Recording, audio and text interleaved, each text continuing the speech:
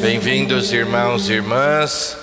Juntos vamos celebrar a Eucaristia neste domingo, dia do Senhor, fazendo a memória da sua paixão, morte e ressurreição e atualizando em nossa vida este mistério de amor.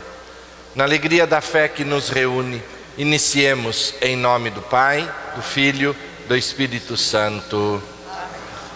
Irmãos e irmãs, eleitos segundo a presciência de Deus Pai, pela santificação do Espírito, para obedecer a Jesus Cristo e participar da bênção da aspersão do seu sangue.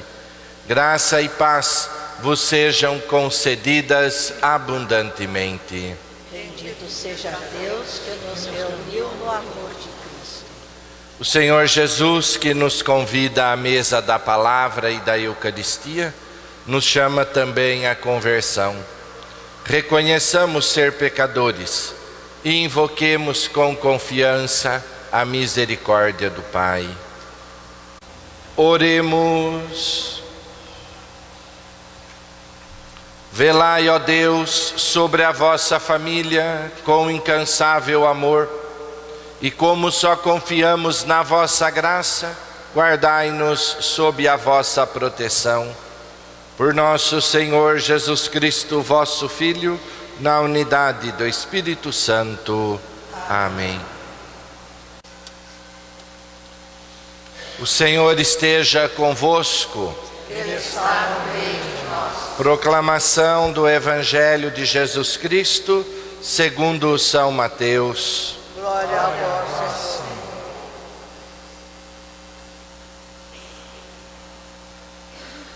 Naquele tempo, disse Jesus a seus discípulos: Vós sois o sal da terra. Ora, se o sal se tornar insosso, com o que salgaremos?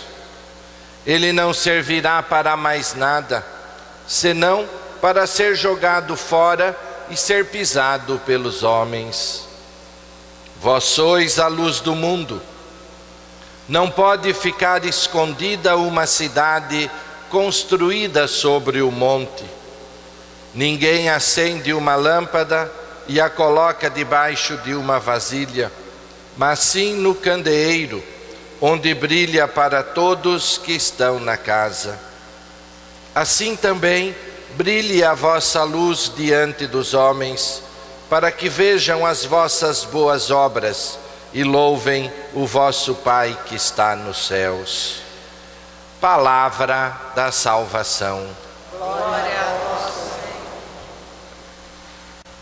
Meus irmãos e minhas irmãs, queridos todos no Senhor, depois que Jesus proclamou o sermão das bem-aventuranças, ele continua mostrando para os discípulos a importância do seguimento, a importância de colocar a nossa vida na estrada que Ele abre para toda a humanidade.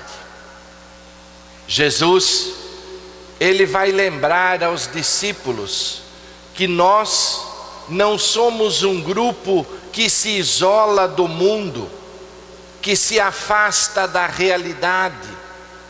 Ele usa estas duas imagens para dizer que nós temos que penetrar esta realidade para transformá-la.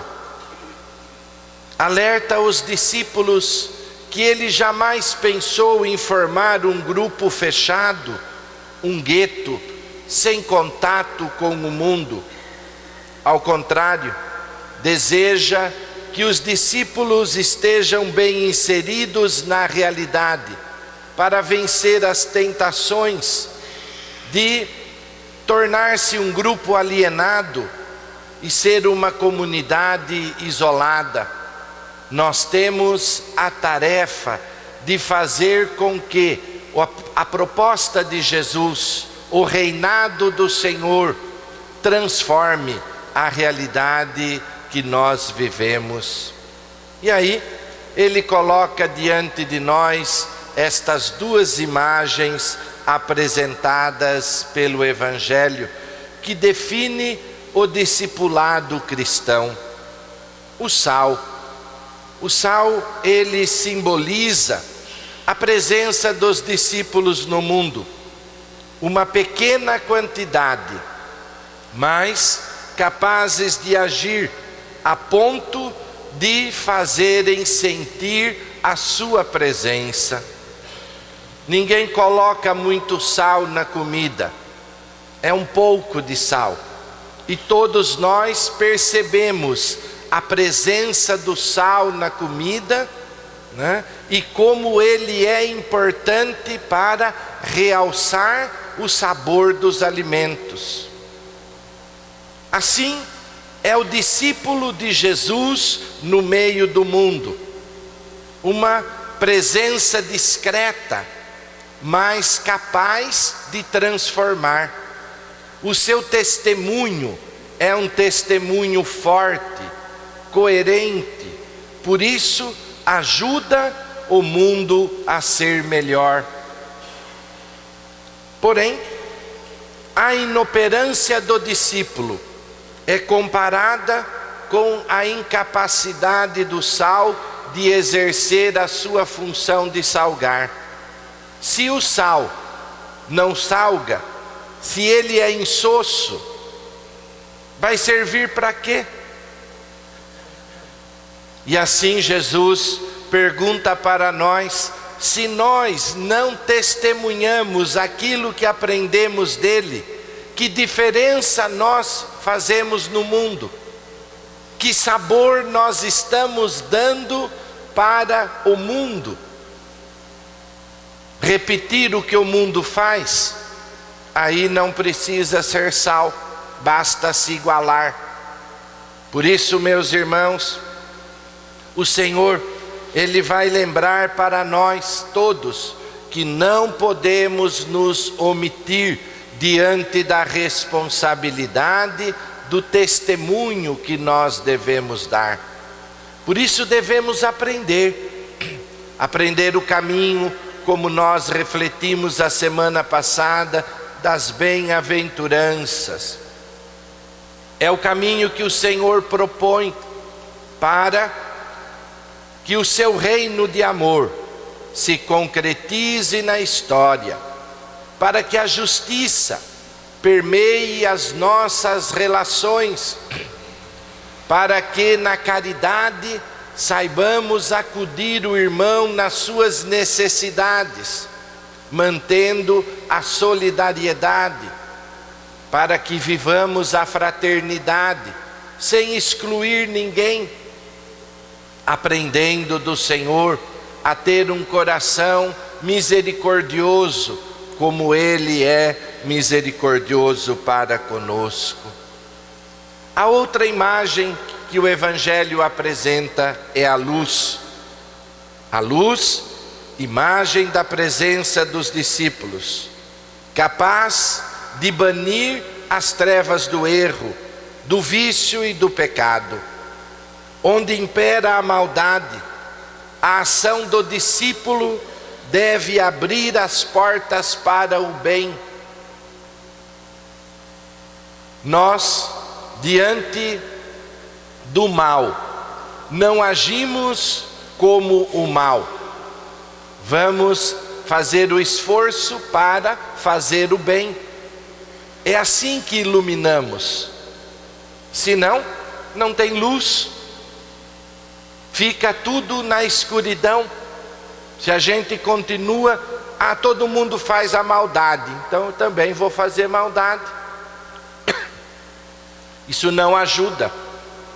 É preciso que diante da maldade nós saibamos abrir as portas para o bem.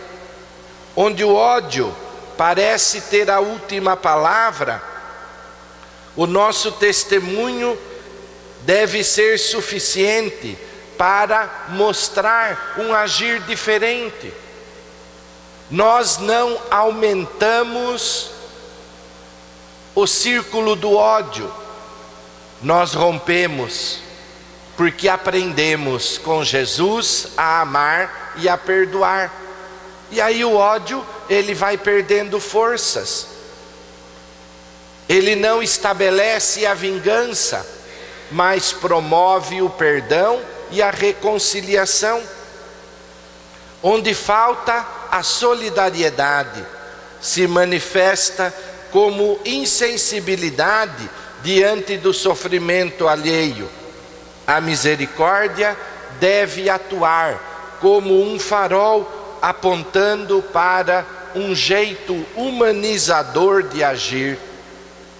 Quantas e quantas vezes, meus irmãos, nós olhamos para a realidade que nos cerca e nós dizemos: quanta desumanidade, quantas atitudes que não ajudam a construir, mas destroem. Nós não podemos agir assim.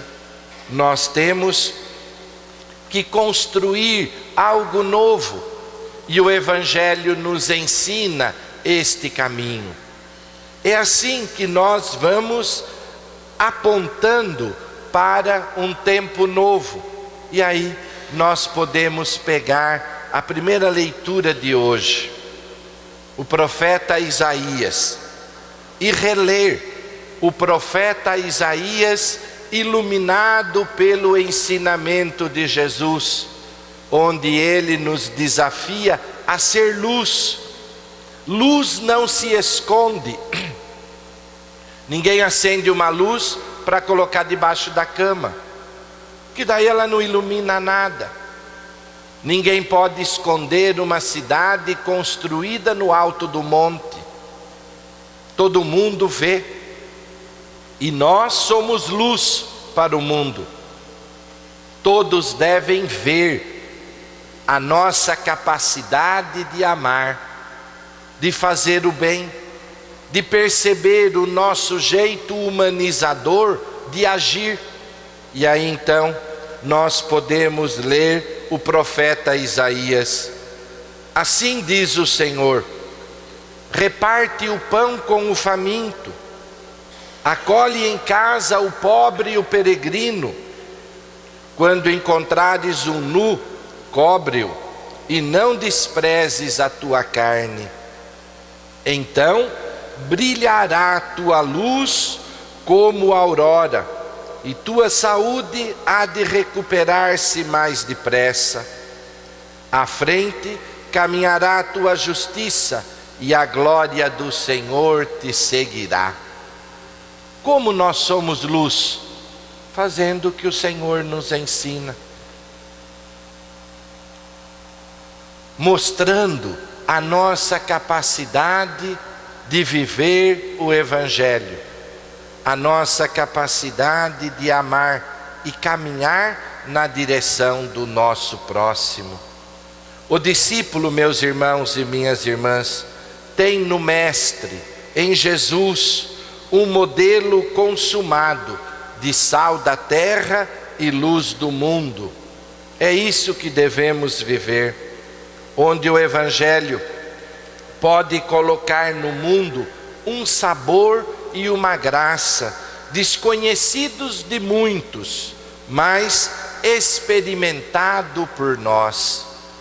Muitos não conhecem a alegria do Evangelho.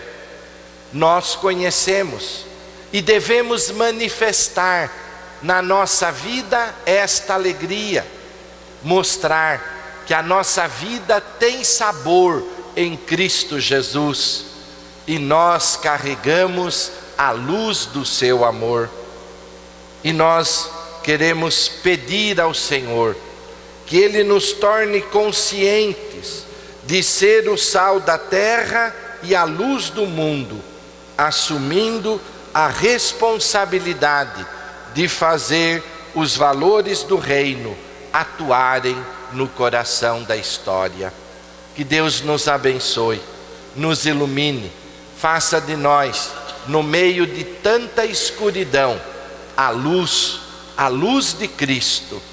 E diante de tanto dissabores, diante de tanta desumanização, que nós saibamos mostrar o sabor, a alegria de viver em Cristo Jesus. Que Deus nos abençoe, nos ilumine, que assim seja. Amém.